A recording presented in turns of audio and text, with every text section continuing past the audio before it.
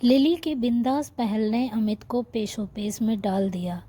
एक दिन हंसकर बोली, क्या तुम मुझसे दोस्ती करना पसंद करोगे? उस रोज़ वह झेप गया। तत्काल उसे कोई जवाब नहीं सूझा, बस मुस्कुरा भर दिया। रात वह लिली के ही बारे में सोच रहा था। कल जब उससे मुलाकात होगी तो वह क्या जवाब देगा? क्या उसके प्रस्ताव को अस्वीकार कर देगा? लिली पहली लड़की थी जिसने उसे प्रपोज किया।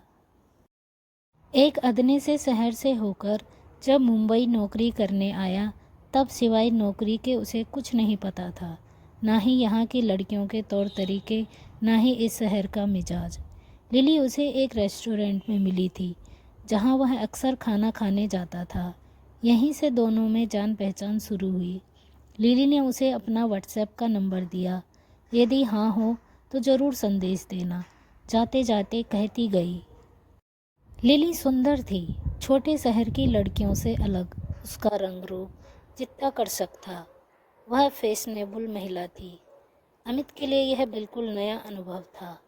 सोच विचार कर उसने फैसला लिया कि वह लिली के पहल को अस्वीकार नहीं करेगा। अगले दिन जब रेस्टोरेंट में गया तो सबसे पहले उसकी नज़र लिली के चेयर पर गई। यही वक्त होता था लिली के आने का। उसने चारों तरफ नज़रें दौड़ाई, मगर वह नहीं दिखी। वह बेचैन हो गया। आज उसके दिल में एक खालीपन का अनुभव हुआ। कुर्सी पर बैठकर खाने का इंतज़ार करने लगा। रह रहकर नज़र प्रवेश द्वार पर चली जाती। तभी लिली का आगमन हुआ। अमित का चेहरा खिल गया। लिली ने मुस्कुराकर उसे विश किया। उसके बाद अपने चेयर पर बैठकर मोबाइल पर उंगलियां फेरने लगी। अमित से रहा न गया तो उसने तत्काल उसे मैसेज दिया।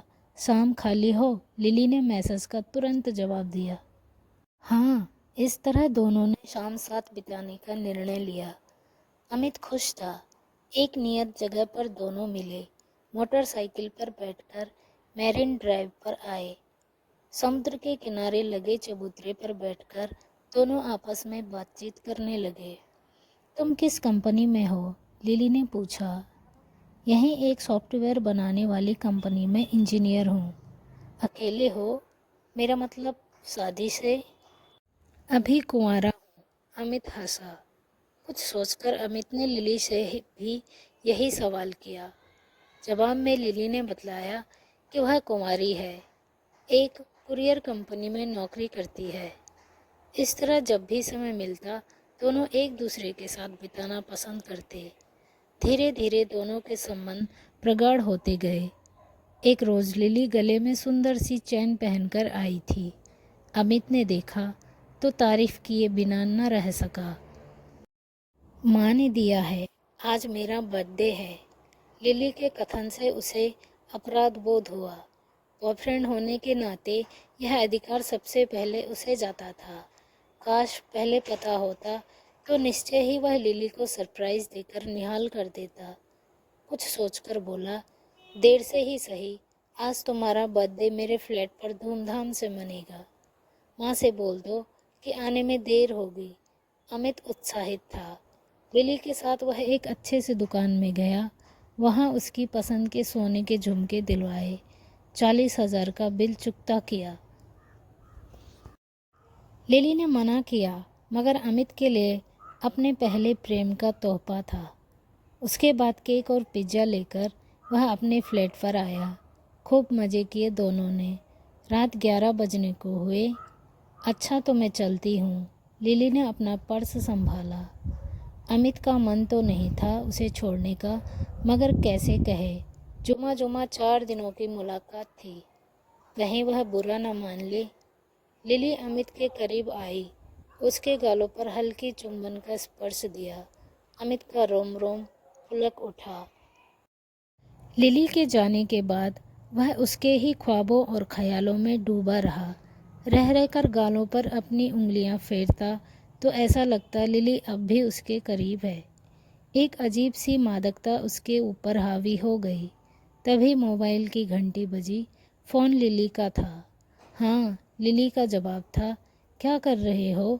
सोए नहीं? उसने पूछा। नींद नहीं आ रही, अमित का जवाब था। रात के 2 बज रहे थे। ऑफिस नहीं जाना है? यार, तुम तो अभी से मेरे लिए चिंतित होने लगी। क्या करूं? दिल के हाथों मजबूर हूं। पहुंच गई? अमित ने पूछा। ऐसा क्या देखा मुझ में? अमित हंसा। लिली सोचकर बोली, कभी कभी भावनाओं के आगे शब्द कम पड़ जाते हैं। वह आगे कहीं, तुमने मुझ में क्या देखा? अमित आश्चर्यचकित संकुचाते हुए कहा, तुम्हारे अधर। जब गुलाबी लिपस्टिक लगाकर आती हो तो ऐसा लगता है मानो गुलाब की 2 पंखुड़ियाँ एक दूसरे को चूम रही हो। ऐसा था तो पहले क्यों नहीं किया? लिली ने शरारत की। डरता था कहीं तुम बुरा न मान जाओ। मन तो नहीं कर रहा, पर क्या करें, नौकरी जो करनी है। अच्छा, गुड नाइट। लिली ने मोबाइल का स्विच ऑफ कर दिया। आज लिली सफ़ेद कपड़े पर गुलाब के फूल बनी छींटे वाली समीज पहनकर आई थी। बालों को खास तरीके से गूंथी थी। लट चेहरे पर झूम रहे थे। गोरा रंग उस पर सुर्ख गुलाबी होंठ कयामत ढा रहे थे। देखते ही रह गया। आज शाम दोनों ने पिक्चर जाने का प्रोग्राम बनाया। हॉल का गहन सन्नाटा पाकर अमित की भावनाएं कुछ ज़्यादा उबाल लेने लगी। रहा न गया तो उसके अधरों को चूम लिया। सणाक्स सकपकाई बाद में सहज हो गई। यह सिलसिला निर्बाध गति से चलता रहा। अब दोनों के बीच कुछ भी वर्जित न रहा। एक रोज़ लिली परेशान थी। अमित ने उसकी परेशानी का कारण पूछा तो बोली, मुझे 50,000 की ज़रूरत है। यह पहला अवसर था जब लिली ने उससे रुपयों की डिमांड की। इज्जत का सवाल था, वह ना न कर सका। तुरंत उसके खाते में 50,000 ट्रांसफ़र कर दिए। अब वह खुश थी। लगभग 2 महीने हो गए दोनों की दोस्ती को। बातों बातों में लिली ने बताया था कि वह मुंबई में अकेली रहती है। माँ पिता पूना में रहते हैं। क्यों ना हम एक साथ रहें? अमित को यह अटपटा लगा। इससे अच्छा है दोनों शादी कर लें। अमित यही चाहता था, मगर लिली तैयार नहीं थी। अमित, शादी कोई गुड्डे गुड्डी का खेल नहीं। पहले हम एक दूसरे को समझ लें, फिर शादी कर लेंगे। लिव इन रिलेशन में रहेंगे तो एक दूसरे को समझने में आसानी होगी। 2 टूक कहकर लिली ने अपनी मनसा जाहिर कर दी। अब अमित को फैसला लेना था कि वह इसे स्वीकार करता है या नहीं। अमित लिली को खोना नहीं चाहता था। वहीं उसके संस्कार बिना विवाह किसी महिला के साथ रहने की इजाज़त नहीं दे रहे थे। यह कैसा संबंध लिली? बिना शादी हम एक दूसरे के साथ रहें, क्या रह जाएगा हमारे तुम्हारे बीच? ऐसे ही साथ रहना है तो शादी में क्या बुराई है? कैसी दकियानुसी बात कर रहे हो? मैं बर्फ़ नहीं जो तुम्हारे साथ रहकर पिघल जाऊंगी। साल 6 महीने साथ रह लेंगे तो क्या बिगड़ जाएगा? लिली ने उल्हाना दिया। तुम कौन सी दुनिया में रह रहे हो अमित? यह नई दुनिया है। पुरानी मान्यताएं टूट रही है। लिली के प्रस्ताव के आगे अमित ने हाथ डाल दिए। लिली कुछ कपड़े और एक सूटकेस लेकर अमित के पास रहने चली आई। लिली रविवार को अपने माता पिता से मिलने पूना जाती है। अमित भी जाना चाहता है, मगर वह मना कर देती है क्योंकि यह उसकी समझ से परे था। लिली के रंगरूप में आकंठ डूबे अमित को लिली के सिवाय कुछ नहीं सूझता। आहिस्ता आहिस्ता लिली अमित के हर मामले में दखल देने लगी। अमित पूरी तरह से लिली पर निर्भर हो गया। अपने महीने की तनख्वाह लिली के हाथ में सौंपकर निश्चिंत रहता। एक दिन लिली पूना गई तो 3 दिन बाद लौटी। अमित परेशान हो गया। लिली को फ़ोन लगाता तो स्विच ऑफ मिलता। 3 दिनों के बाद लिली लौट आई। अमित ने शिकायत भरे लहजे में उससे हुई देरी की वजह पूछी तो वह नाराज़ हो गई। अमित, मैं तुम्हारी बीवी नहीं हूँ, हम दोस्त हैं। बेहतर होगा मेरे बारे में ज़्यादा खोजबीन न किया करो। अमित को बुरा लगा, मगर चुप रहा। यह सोचकर कि लिली ने सही कहा कि वे सिर्फ दोस्त हैं। अमित के बिगड़े चेहरे को लिली ने भांप लिया। लिली को यह कुछ ठीक नहीं लगा, सो गलती सुधारने की नीयत से अमित के करीब आकर बैठ गई। बालों पर हाथ फेरते हुए बोली, डार्लिंग, नाराज मत होना, माँ की तबीयत ठीक नहीं थी। रोक लिया उसने तो रुकना पड़ा। लिली की सफाई पर अमित का मूड बदल गया। वह फिर से सामान्य हो गया। तुम नहीं जानती मैं कितना परेशान था। बच्चे सरीखे बर्ताव था अमित का। लिली उसकी कमजोरी जानती थी। सुबह दोनों अपने अपने काम पर निकल गए। शाम दोनों ने फिर से बाहर खाने की योजना बनाई। रात 11 बजे लौट कर आए। जैसे ही आराम करने के लिए बिस्तर पर गए, तभी लिली के मोबाइल की घंटी बजी। वह बरामदे में आई। 15 मिनट बाद वह वापस आई। आते ही बिस्तर पर पड़ गई। अमित ने इस बार कोई सवाल नहीं किया, क्योंकि वह जान चुका था कि लिली इसे अपना पर्सनल मामला कहकर चुप करा देगी। अमित सोचने लगा, यह कैसा संबंध है कि मेरे हर चीज़ पर लिली का अधिकार है। बदले में कुछ पूछता हूँ तो यह कहकर मुंह बंद करा देती है कि मैं तुम्हारी बीवी नहीं, हम लिव इन रिलेशन में हैं। एक बारगी उसका मन हुआ कि लिली से साफ साफ कह दे कि या तो वह उससे शादी कर ले, नहीं तो अपना बोरिया बिस्तर बटोर कर चली जाए। गोलमोल नहीं चलेगा। ऐसा करने की सोच ही रहा था कि अगली शाम लिली ने उसके लिए एक सुंदर सा शर्ट खरीदकर तोहफे में दिया। यह क्या? अमित ने सवाल किया। आज तुम्हारा जन्मदिन है। अमित क्षणांश जज्बाती हो गया। लिली को बाहों में भर लिया। अमित का सवाल सवाल ही रह गया। अगले दिन रविवार था। लिली अपनी माँ के पास जाने लगी। क्या मैं तुम्हारी माँ से नहीं मिल सकता? लिली सुनकर सकपका गई। अगले पल खुद को संभाली, चेहरे पर फीकी मुस्कान लाते हुए बोली, अभी समय नहीं आया है। लिली चली गई। एक ही छुट्टी मिलती थी, वह भी लिली अपनी माँ के पास गुजार देती थी। अमित दिन भर बोर होता। आज उसने अकेले ही घूमने का मन बनाया। मैरिन ड्राइव पर बैठा समुद्र की लहरों को निहार रहा था कि लिली का फ़ोन आया। अमित, मुझे 1 लाख की सख्त ज़रूरत है।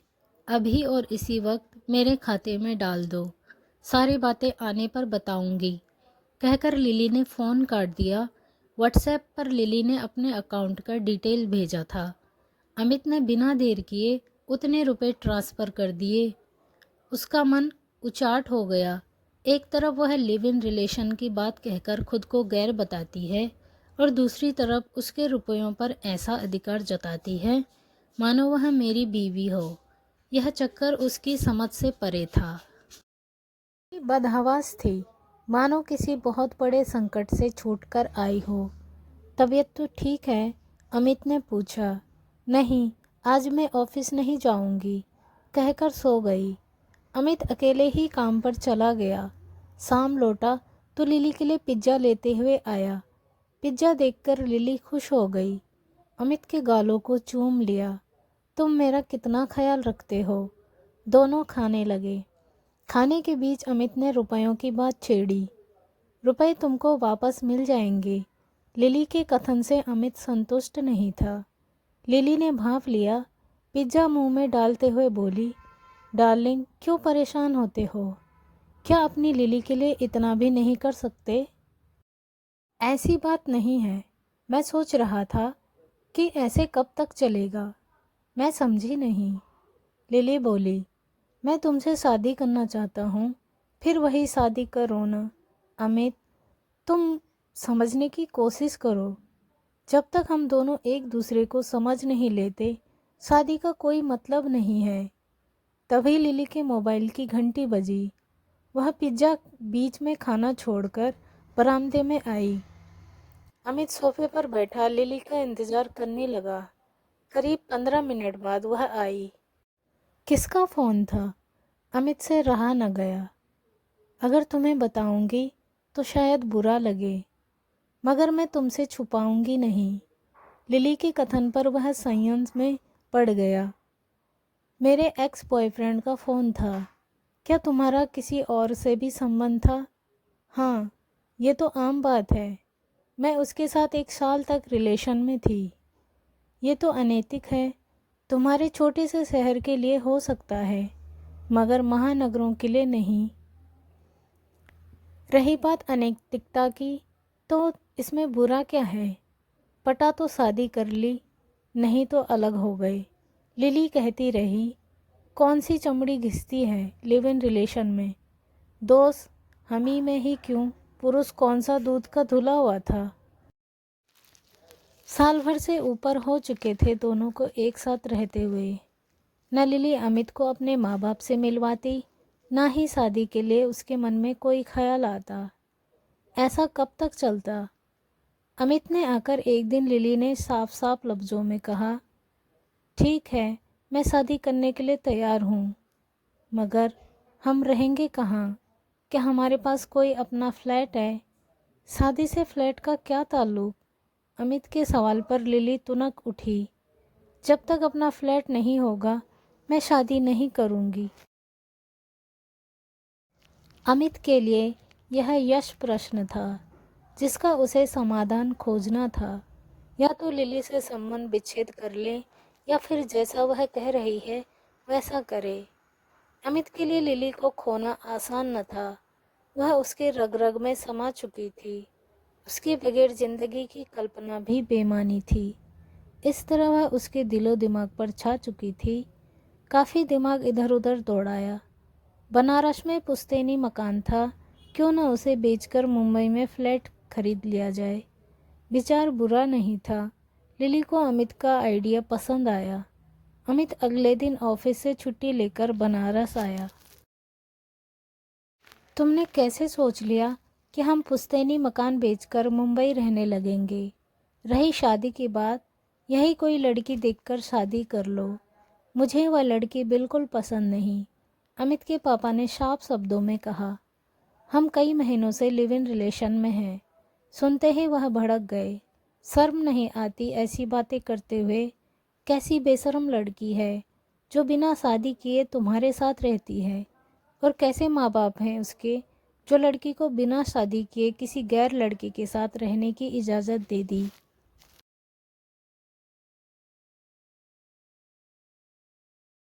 अमित अपनी माँ की तरफ लाचार भरे लहजे में बोला, मम्मी तुम ही पापा को समझाओ, आजकल ऐसे ही चलता है।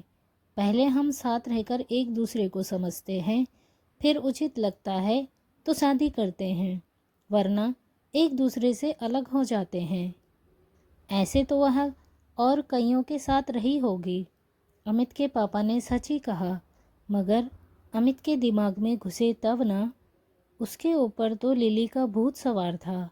अंततः अमित की माँ के आगे उन्हें समर्पण करना पड़ा। मकान का एक हिस्सा बेचकर उन्होंने अमित को रुपए दे दिए। जाते जाते एक नसीहत दी कि देखना तुम एक दिन पछताओगे। अमित रुपए पाकर मुंबई लौट आया। फ्लैट लिली के नाम खरीदा। लिली का कहना था कि जब शादी करनी है तो चाहे तुम अपने नाम खरीदो या फिर मेरे, बात तो एक ही है। अमित को लिली में कुछ भी संदेहास्पद नहीं लगा। तब दोनों निश्चिंत थे। 1 हफ्ते बाद अमित ने लिली से कोर्ट मैरिज करने के लिए कहा। वह टालती रही। आजिज आकर एक दिन अमित ने तल्ख शब्दों में कहा, लिली अब देर किस बात की है? अमित शादी करके घर गृहस्थी में तो फंसना ही है, क्यों न कुछ दिन और मज़े ले लें। लिली का कथन उसे अच्छा न लगा। एक दिन ऑफिस के काम से वह अहमदाबाद चला गया। 2 दिन बाद लौटा तो देखा एक आदमी उसकी फ्लैट के अंदर था। ये कौन है? अंदर घुसते ही उसने सबसे पहले लिली से प्रश्न किया। मेरा फुफेरा भाई, आज ही आया है। वह दूसरे कमरे में आया। पीछे पीछे लिली भी आई। पहले तो तुमने इसके बारे में कोई जिक्र नहीं किया था, अब ये कहाँ से आ गया? उस रोज़ किसी तरह लिली ने बहाना करके फुफेरे भाई का प्रसंग टाला, मगर अमित इससे संतुष्ट नहीं था।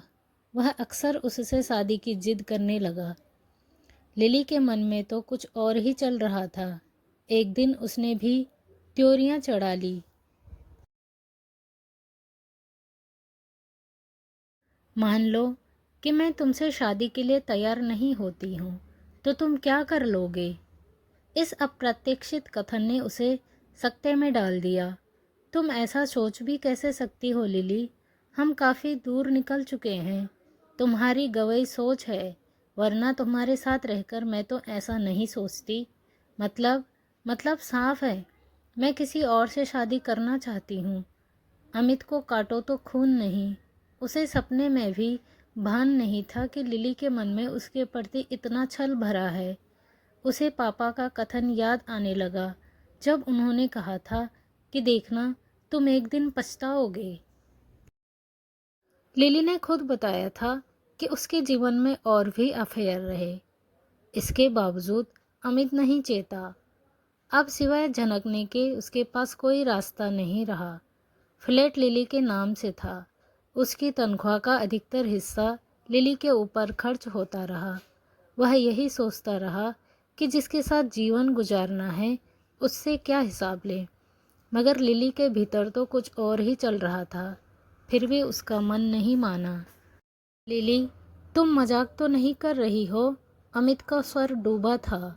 बिल्कुल नहीं। जिस लड़के को मैं फुफेरा भाई कह रही थी वही मेरा पति होगा। लिली, तुमने मेरे साथ इतना बड़ा छल किया। लिली के होठों पर कुटिल मुस्कान तैर गई। मैं तुम्हें 1 हफ्ते का मोहलत दे रही हूँ। इस फ्लैट को खाली कर दो। लिली ने फैसला सुना दिया।